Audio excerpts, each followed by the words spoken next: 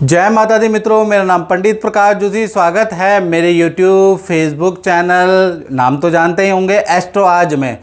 मित्रों, आज हम चर्चा करने वाले हैं मई के महीने की मंथली कुंडली के बारे में। मंथली राशिफल की कैसी होगी मेष राशि की, धन की, स्वास्थ्य की, उनके परिवार की, उनके दाम्पत्य जीवन, उनके लव की, उनके व्यापार की स्थिति, उनके नौकरी की स्थिति, करियर की स्थिति, विद्यार्थियों की स्थिति, संतान की स्थिति, इसके बारे में इस कार्यक्रम में हम मित्रों डिटेल में जानेंगे। और जो अभी अभी जुड़े हैं तो मैं उनको कहना चाहता हूं कि आप मेरे चैनल को सब्सक्राइब भी करें, नोटिफिकेशन आइकन को भी ऑन कर लें ताकि हमारी वीडियो आपको सबसे पहले प्राप्त हो। चलिए मई के महीने के हाल के बारे में चर्चा कर लेते हैं, वो भी मेष राशि का।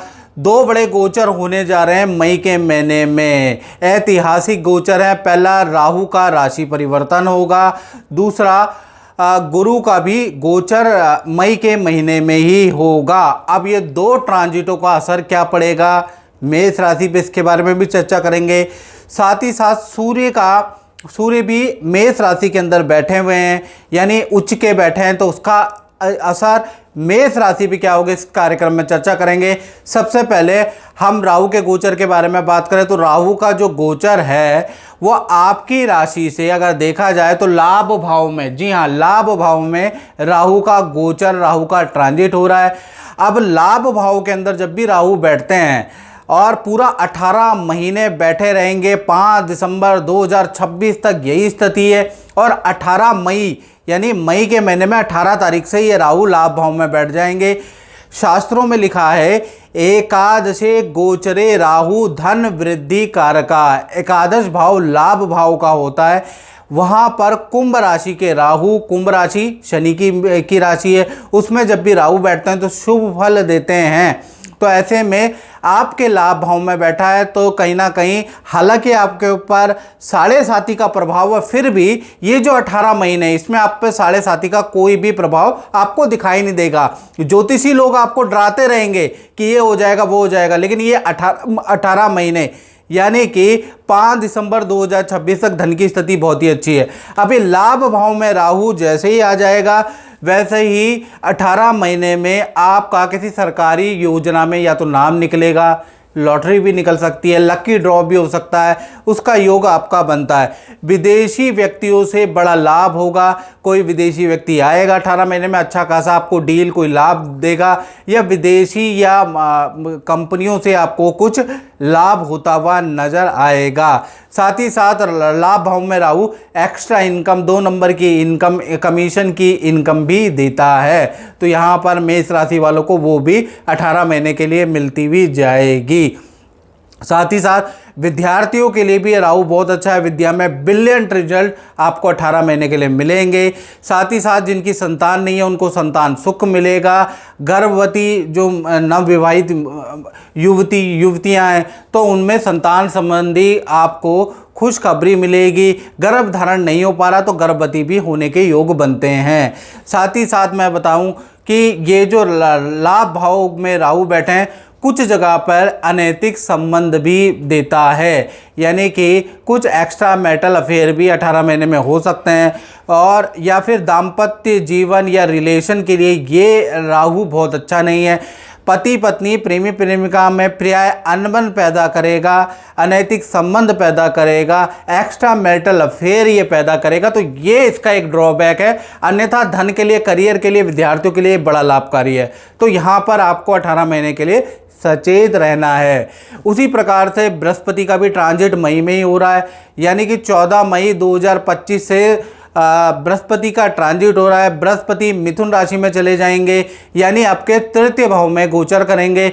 अब तृतीय भाव में जब भी बृहस्पति ट्रांजिट करेंगे तो कहा जाता है तृतीय भावे गोचरे जीवा, कहीं ना कहीं इष्ट जन और वियोगदायका, यानी कि तृतीय भावे गोचरे जीवा इष्ट जन वियोगदायका, यानी कि तृतीय भाव में बृहस्पति की प्लेसमेंट बहुत अच्छी नहीं होती है। ऐसे में जो आपके मित्र हैं, जो आपके यार दोस्त मित्र रिश्तेदार में से कोई सदस्य आपसे दूर हो जाएंगे, उसके योग नज़र आ रहा है। क्योंकि इष्ट धन वियोगदायक है, यानी कि कोई ना कोई वियोग आपको सहना पड़ सकता है। तो यहाँ पर बृहस्पति की पोजीशन, बृहस्पति का गोचर आपके इष्ट मित्रों के लिए बहुत अच्छा नहीं है। और राहु भी यही संकेत दे रहा है, क्योंकि राहु का गोचर भी आपके रिलेशनशिप और पार्टनर के लिए अच्छा नहीं। तो दोनों गोचर ये बता रहे हैं कोई अपना या तो आपको धोखा देगा या आपको छोड़ के जाएगा, उसके योग नज़र आ रहे हैं।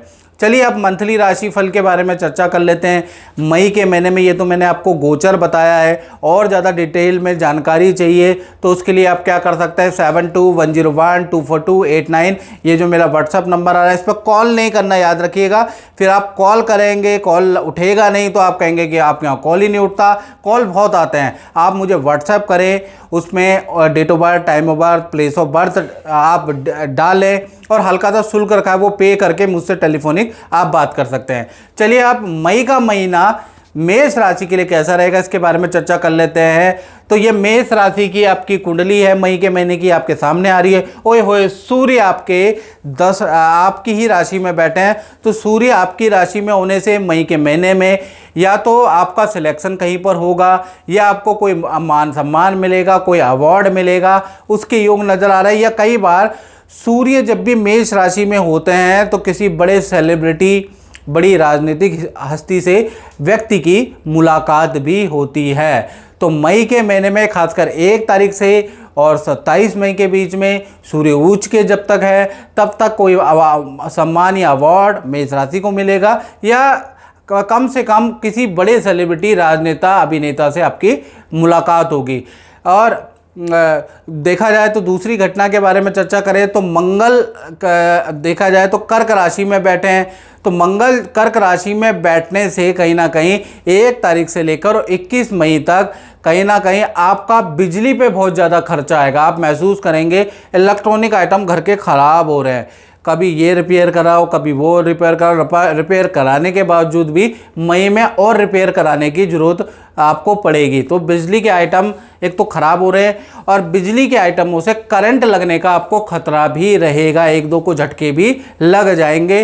पेट संबंधी परेशानियां भी आपको, क्योंकि नीच के मंगल हैं कर्क राशि के, तो आपको रह सकती है मेष राशि वालों को। या मई के महीने में एलर्जी की प्रॉब्लम, फोड़े फुंसी की प्रॉब्लम आपको रह सकती है। तो मई का महीना खासकर 1 तारीख से लेकर 21 मई तक हेल्थ के छोटे मोटे इशू रहेंगे, करंट के योग या बिजली पे आपका खर्चा रहेगा।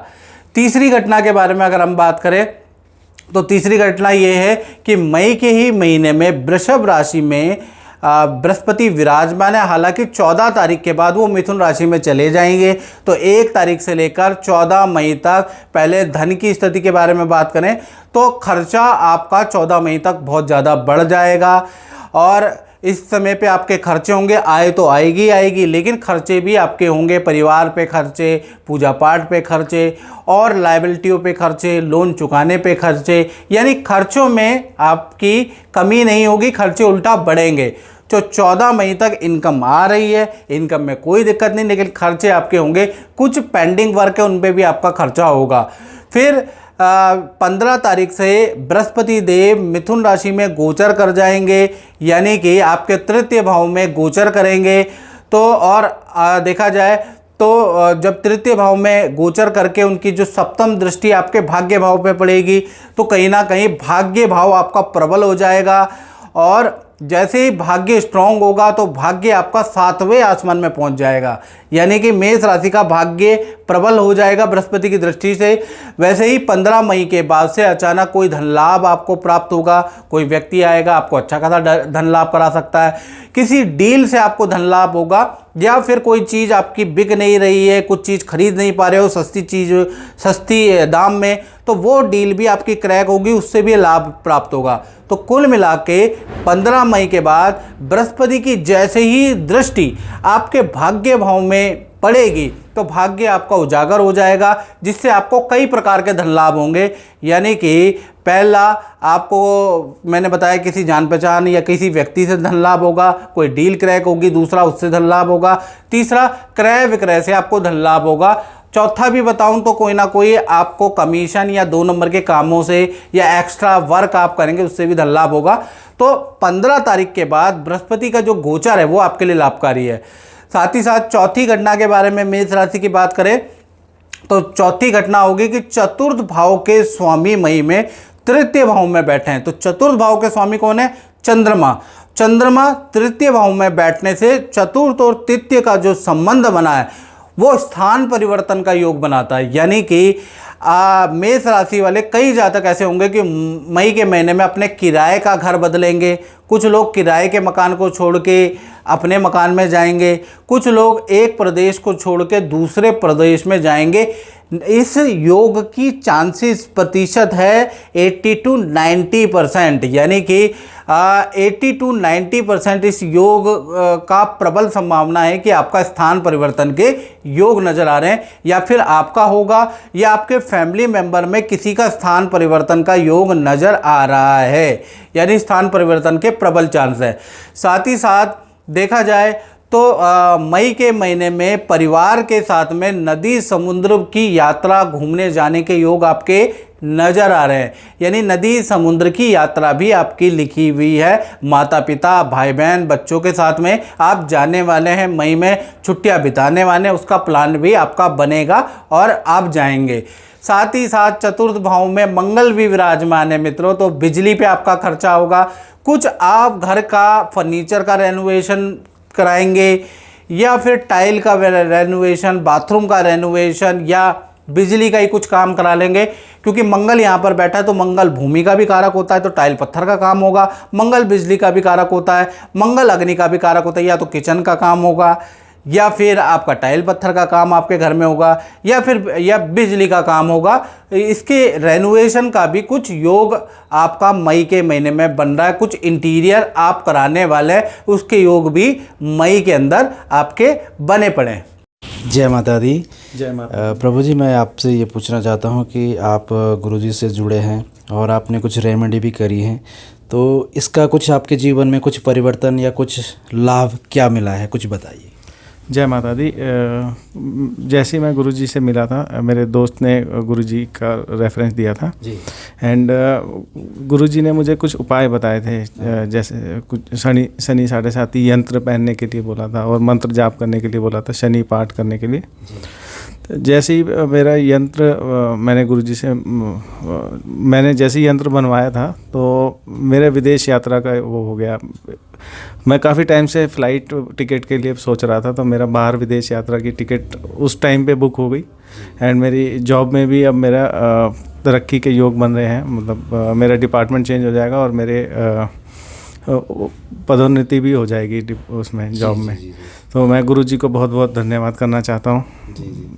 चलो बहुत बहुत धन्यवाद और माता रानी की कृपा हमेशा बनी रहे। और जो भी गुरुजी ने ये आपके लिए रेमेडी लिखी है, आपको तो इसको तो चमत्कार ही कहेंगे कि जल्दी आपको रिजल्ट मिलेंगे। जी जी, तो आप करिएगा। जय माता दी। जय माता दी। जी, पांचवी घटना जो आपके साथ मेष राशि के साथ होगी, पंचम भाव के मालिक यानी कि सूर्य देव उच्च राशि में बैठे हैं। तो भाई चाहे स्टूडेंट हो, चाहे बड़ी संतान हो मेष राशि की या छोटी संतान हो, तो मई का महीना यादगार महीना मेष राशि वालों के बच्चों विद्यार्थियों के लिए रहने वाला है, क्योंकि सूर्य मेष राशि में बैठे हैं। तो कहीं ना कहीं मई के महीने में कोई सरकारी लाभ आपके बच्चों को, विद्यार्थियों को मिलता हुआ नज़र आएगा। सरकारी कुछ सिलेक्शन होता हुआ नज़र आएगा। सरकारी कुछ ना कुछ लाभ आपको मिलेगा। मई के महीने में किसी एक्टिविटी में आपको, आपके बच्चों को, छोटी बड़ी संतान को कोई अवार्ड मिल सकता है, कोई एप्रिसिएशन सर्टिफिकेट मिल सकता है। तो मई का महीना कोई ना कोई सम्मान प्राप्त करने वाला भी छोटी बड़ी संतान का रहेगा।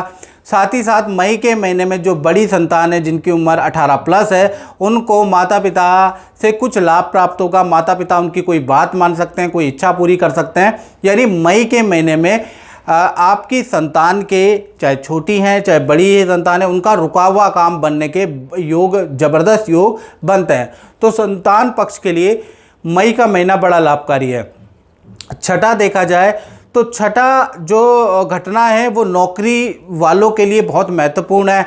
नौकरी भाव में मई में लंपट योग बन रहा है। लंपट योग का मतलब ये होता है मित्रों, जब शुक्र राहु के करीब होता है या उनके साथ युति करता है तो ऐसे में लंपट योग बनता है, जो अच्छा भी रिजल्ट देता है और ख़राब भी रिजल्ट देता है, यानी दोनों प्रकार के रिजल्ट लंपट योग देता है। तो मई के महीने में जहाँ पर आपको नया प्रोजेक्ट भी मिलेगा और कहीं ना कहीं करियर में कोई ना कोई ऑफिस के अंदर आपकी बात मान ली भी जाएगी, आपकी कोई इच्छा पूर्ति भी होती है, अच्छी सेल भी होगी, लेकिन वहीं पर लंपट योग के कारण आपको कुछ बुरा भी रिजल्ट मिलेगा। सीनियर को आपके खिलाफ कोई भड़काएगा, सीनियर आपसे नाराज़ होंगे, सीनियर की नाराज़गी का सामना करना पड़ेगा, सीनियर की खरी खोटी भी आपको सुननी पड़ेगी। यानी लंपट योग में अच्छा भी फल मिलेगा और बुरा भी फल मेष राशि को मिलेगा। तो मई के महीने में आप तैयार हो जाएं। 7वीं घटना के बारे में बात करें तो वो होगी आपके दाम्पत्य जीवन में। तो दाम्पत्य जीवन में कहीं ना कहीं 1 मई से लेकर 18 मई तक पिशाच योग बन रहा है। पिशाच योग जब बनता है, जब शनि राहु और शुक्र एक साथ युति करते हैं, तब पिशाच योग बनता है। तो यानी कि 1 से 18 मई तक चाहे दाम्पत्य जीवन बहुत अच्छा नहीं है। सबसे पहले हम प्रेमी प्रेमिका लव कपल के बारे में बात कर लेते हैं। तो 1 से लेकर 18 मई तक पार्टनर से आपके वाद विवाद रहेंगे, छोटी छोटी बातों में आपकी सुलह होगी, फिर नाराज़गी हो जाएगी। यानी कि छोटी छोटी बातों में 18 मई तक आप लड़ते ही रहेंगे और आपके पार्टनर को करियर में कठिनाई होगी, सेल नहीं हो पाएगी, काम में कठिनाइयाँ रहेगी। तो 18 मई तक आपके पार्टनर के एक तो मूड स्विंग रहेंगे और पार्टनर कहीं ना कहीं छोटी छोटी बातों में वाद विवाद भी करता रहेगा। फिर 19 तारीख से लेकर 31 मई के बीच में पार्टनर के साथ में हिल स्टेशन की यात्रा होगी, पिशाच योग टूटेगा, तो पार्टनर को करियर में कुछ लाभ प्राप्त होगा, तो उनका मूड भी अच्छा रहेगा। यानी 19 तारीख से 31 मई बहुत ही अच्छा आपके पार्टनर के लिए रहेगा। वहीं पे पति पत्नी का देखा जाए तो 1 तारीख से लेकर 18 मई तक पिशाच योग है, तो पार्टनर को हेल्थ के इशू रहेंगे या पार्टनर को किसी को लेकर अस्पताल के डॉक्टर के चक्कर 18 मई तक काटने पड़ सकते हैं। पार्टनर को नेत्र की प्रॉब्लम, एलर्जी की समस्या या कुछ ना कुछ हेल्थ के इशू रहेंगे, क्योंकि जैसा मैंने बताया शनि शुक्र और राहु का पिशाच योग 18 मई तक बन रहा है। मानसिक परेशानी, डिप्रेशन की प्रॉब्लम और थोड़ा लो सा आपका या कमजोरी फील करेंगे आपके पार्टनर। तो 18 मई तक स्थिति पति पत्नी में आपके पार्टनर के लिए बहुत अच्छी नहीं है। फिर 19 तारीख से 31 मई के बीच में ये पिशाच योग टूट जाएगा, पार्टनर का आत्मविश्वास फिर बढ़ेगा, मन में शांति आएगी। पार्टनर के साथ में तीर्थ यात्रा, सबसे पहले आप तीर्थ यात्रा करने वाले हैं, किसी जगह के दर्शन करेंगे। साथ ही साथ पार्टनर के करियर में उनको धन लाभ होगा। यानी कुल मिला के पार्टनर की हेल्थ में भी रिकवर चीज़ें होती हुई नजर आएंगी। तो कुल मिला के 1 तारीख से लेकर 18 मई तक चाहे पति पत्नी हो, प्रेमी प्रेमिका हो, दोनों के लिए स्थिति बहुत अच्छी नहीं है पिशाच योग के कारण। अब बात कर लेते हैं 8वीं घटना जो मेष राशि में होगी, वो होगी व्यापार क्षेत्र में। जी हाँ, यदि आप व्यापार करते हैं, आप अपनी दुकान चलाते हैं, अपनी फैक्ट्री चलाते हैं, तो कहीं ना कहीं 1 तारीख से लेकर 18 मई तक आप भी परेशान रहने वाले हैं, क्योंकि यहाँ पर भी शुक्र शनि और राहु का पिशाच योग 18 तारीख तक बन रहा है। तो 18 तारीख तक जो पिशाच योग एक्टिव है, कहीं ना कहीं काम में बड़ी परेशानियां रहेंगी। कभी कर्मचारी छुट्टी मान लेगा, कभी कर्मचारी से गलती होगी, उससे आपको काम में परेशानी रहेगी। कर्मचारी को लेकर आपको काम में परेशानियां रहेंगी। मशीनरी पे भी बहुत खर्चा आने वाला है। तो 18 मई तक बेफालतू के खर्चे आपके बहुत ज़्यादा रहेंगे और कर्मचारी और काम को लेकर भी आप टेंशन में रहेंगे। तो 18 मई तक आप चैन से बैठने वाले ही नहीं हैं। फिर 19 तारीख से ये पिशाच योग टूट जाएगा। तो 19 से लेकर 31 मई तक नए काम के आपको ऑफर मिलेंगे। नया कोई जान पहचान वाला व्यक्ति आपको नए प्रोडक्ट के बारे में अवगत कराएगा, नया पार्टनरशिप का ऑफर देगा, नए काम के ऑफर देगा, उसके योग नज़र आ रहे हैं। कुछ आप अपने कार्यालय में कुछ रेनोवेशन की भी सोच सकते हैं, उसके भी योग 18 मई के बाद ही बन रहे हैं। काम भी अब अच्छा हो जाएगा 18 मई के बाद से, यानी 19 से 31 काम में भी अच्छी ग्रोथ है, अच्छा धन लाभ आपको प्राप्त होगा। तो कुल मिला के व्यापार क्षेत्र के लिए 18 मई तक खर्चे वाला रहेगा। 18 के बाद 19 से 31 मई तक बहुत अच्छा रहने वाला है। तो व्यापारी क्षेत्रों के लिए, क्षेत्र वालों के लिए मई का महीना मिश्रित फलदायक रहेगा। तो मित्रों, इस कार्यक्रम में इतना ही। मुझे दीजिए इजाज़त। जय माता दी।